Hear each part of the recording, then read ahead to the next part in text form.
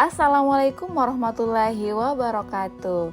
Perkenalkan, saya Dharma Tasya, dosen dari program studi Teknik Informatika, Fakultas Sains dan Teknologi UIN Alauddin Makassar. Kali ini, saya akan membagikan video proses belajar mengajar pada mata kuliah kecerdasan buatan dengan metode TPS, Think, Pair, and Share. Penasaran seperti apa? Yuk ikuti terus videonya ya. Assalamualaikum warahmatullahi wabarakatuh. Waalaikumsalam warahmatullahi wabarakatuh. Bagaimana kabarnya hari ini? Baik. Ya, sehat semua ya. Sehat. Jadi sudah siap untuk mengikuti perkuliahan kita pada hari ini? Siap. Insya Allah sudah siap ya. Baik, sebelum kita mengawali perkuliahan kita hari ini, seperti biasa kita mulai atau awali dengan membaca doa. Pada hari ini siapa yang akan memimpin doa sebelum kita buka pembelajarannya? Marilah kita bersama-sama berdoa agar ilmu kita tersimpan di dalam hati kita masing-masing. Doa dimulai.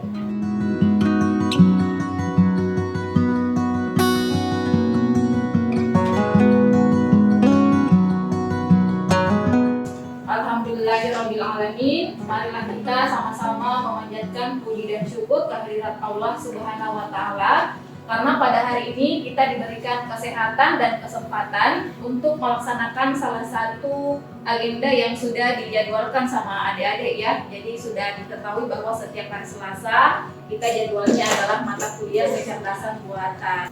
Ada yang ingat pertemuan minggu lalu kita belajar tentang apa? Iya Bu, kita belajar untuk contoh aplikasi AI.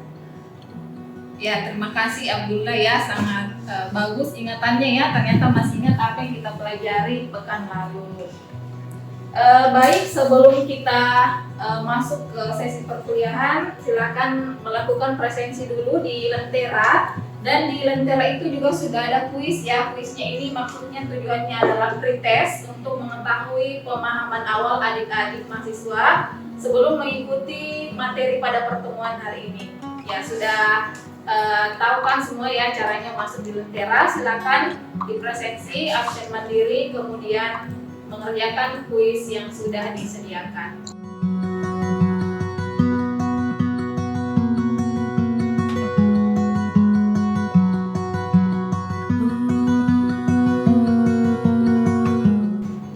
Sebelumnya sudah dijelaskan terkait dengan contoh-contoh aplikasi AI, kemudian kalian juga sudah diminta untuk mengidentifikasi potensi penerapan AI dalam sebuah aplikasi, itu di pertemuan sebelumnya. Nah, sebelum kita masuk untuk materi hari ini, kita brainstorming dulu sedikit. Ini ada video yang akan saya putar, adik-adik coba lihat kalau berdasarkan dari video, kira-kira di dalam video itu AI-nya apakah dia sangat mirip dengan manusia, baik dari cara berpikirnya ataupun cara bertindaknya, atau bisa keduanya ya. Jadi coba kalian lihat berdasarkan video yang saya putar. Oke, kalau tadi melihat cuplikan video tadi, kira-kira menurut kalian robot ini lebih mirip ke mananya dari sisi tindakan maupun cara berpikirnya? Apakah mungkin dia sangat mirip dengan manusia, atau seperti apa menurut kalian? Ya, silakan Sul Fadli. Dari video yang saya lihat, saya rasa robotnya sudah sangat mirip ya dengan manusia, apalagi dari segi bahasanya sudah sangat menyerupai manusia begitu. Iya, oke, bagus sekali tadi hasil identifikasi dari Sul Fadli ya. Nah, sudah mengidentifikasi sangat mirip ya, dari bahasanya juga ya, bahasa Indonesia, dia bisa meniru cara kita berbicara. Nah, jadi pada akhirnya di pertemuan ini harapannya adalah kita akan belajar tentang konsep dasar dari kecerdasan buatan. Jadi tujuannya apa sih kita belajar konsep dasar kecerdasan buatan? Supaya kalian lebih memahami bagaimana AI itu berpikir dan bagaimana AI itu bertindak. Harapannya apa? Harapannya setelah kalian mengikuti pertemuan hari ini, ketika kelak akan mengembangkan aplikasi yang berbasis AI, kalian bisa tahu mengidentifikasi kira-kira AI-nya itu butuh yang mana. Apakah AI-nya butuh butuh yang rasional, AI-nya butuh yang bisa bertindak seperti manusia atau seperti apa. Jadi itulah yang kemudian diharapkan bisa tercapai dari pertemuan hari ini. Kalian bisa mengetahui lebih dalam terkait dengan konsep dari kecerdasan buatan itu, ya. Sebelum kita masuk ke sesi selanjutnya, saya akan memberikan sedikit pengantar terlebih dahulu terkait dengan konsep-konsep AI. Kemudian nanti akan ada bagian yang kalian kerjakan, ya. Jadi kecerdasan buatan itu kalau dalam bahasa Inggris biasa dikenal dengan istilah artificial intelligence atau orang sering menyingkatnya dengan AI. Ya, itulah yang akan kita bahas pada pertemuan hari ini. Nah, sebenarnya AI itu secara keseluruhan atau secara mudahnya untuk dipahami adalah sistem, baik bentuknya di aplikasi, baik dia bentuknya produk yang ada bentuk fisiknya, yang mana dia mencoba untuk meniru atau mensimulasikan kecerdasan manusia, ya. Jadi sesuai dengan istilahnya tadi, artificial intelligence, kecerdasan artifisial. Artifisial itu artinya dia tiruan atau dibuat, menyerupai dengan aslinya. Dalam hal ini siapa yang ditiru adalah kecerdasan dari manusia.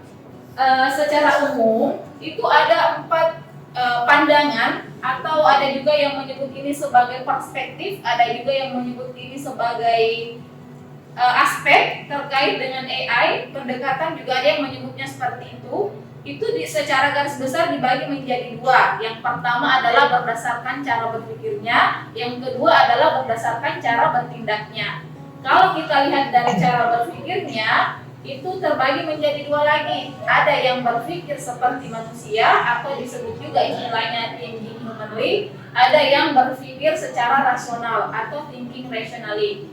Kemudian kalau dari segi bertindaknya, ada yang bertindaknya ini sudah sangat mirip dengan manusia sehingga dikatakan istilahnya adalah acting humanly. Kemudian ada yang dia bertindaknya itu secara rasional atau mengedepankan nilai-nilai rasional.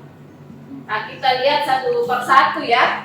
Nah, yang pertama kita lihat dari thinking humanly, ya, atau dia berpikir seperti manusia, layaknya bagaimana manusia berpikir. Jadi pada hari ini kita akan menerapkan satu metode pembelajaran namanya Think, Pair, Share atau biasa disingkat dengan TPS. Bagaimana sih cara kerjanya? Jadi pertama-tama saya akan bagikan media ke adik-adik semua. Medianya ini ada 2 macam, satu poster, yang satu video. Untuk videonya linknya itu sudah ada di Lentera, ya. Jadi silakan kalian buka dari situ. Mungkin yang bagian sebelah kiri ini bisa poster, kemudian yang sebelah kanan video, ya. Sebelah kiri poster, kemudian kanan video. Nah, setelah itu kalian baca dulu masing-masing, ya. Jadi kita belum diskusi, baca dulu masing-masing. Menurut kalian yang ada dalam poster atau video, apakah aplikasi AI-nya itu menerapkan pendekatan yang mana? Tadi kan ada 4 yang kita bahas. Menurut kalian yang mana sih di antara keempat aspek atau perspektif itu yang digunakan di dalam aplikasi yang dibuat dalam poster maupun yang di dalam bentuknya video? Nah, ini juga harus disertai dengan alasan kenapa sih menurut kalian itu misalnya menerapkan aspek thinking humanly, ya. Jadi harus ada penjelasannya.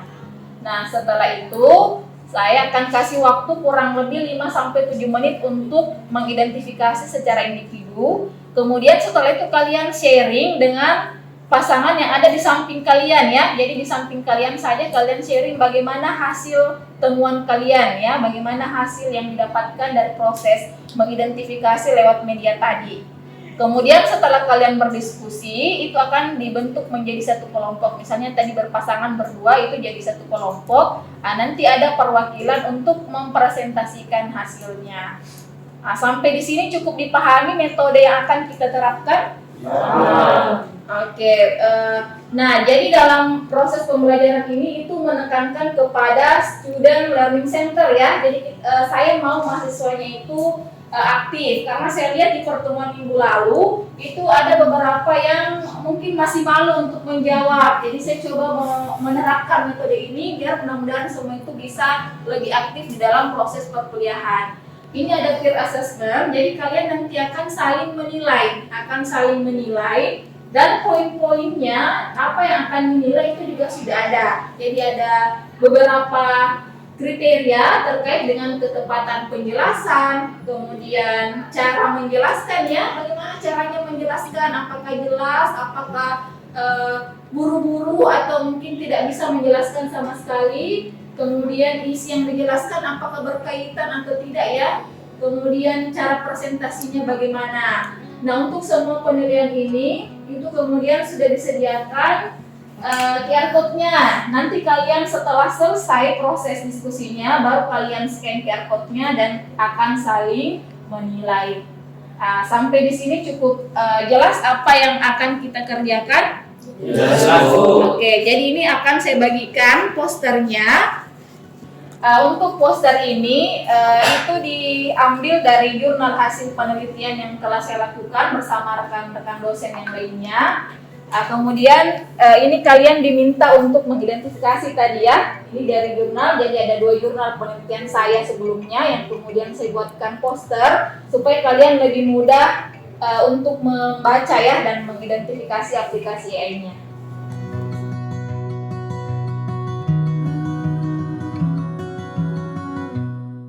Jadi waktunya sisa 59 detik ya untuk thinking, untuk kalian mengidentifikasi atau menganalisa teknik AI-nya. Setelah ini kita akan masuk ke sesi pair berpasangan, kalian akan saling berdiskusi.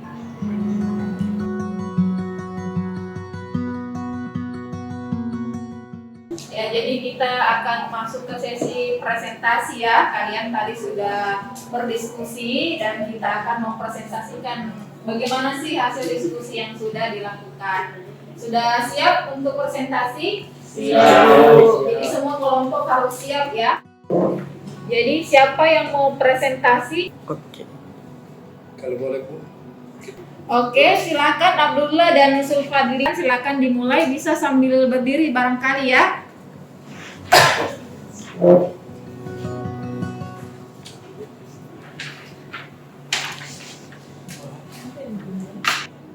Permisi Bu untuk the introduction. Mereka jelas sekali itu safe dan aman. Saya mau tanya atau mau tahu bagaimana AI bisa safe.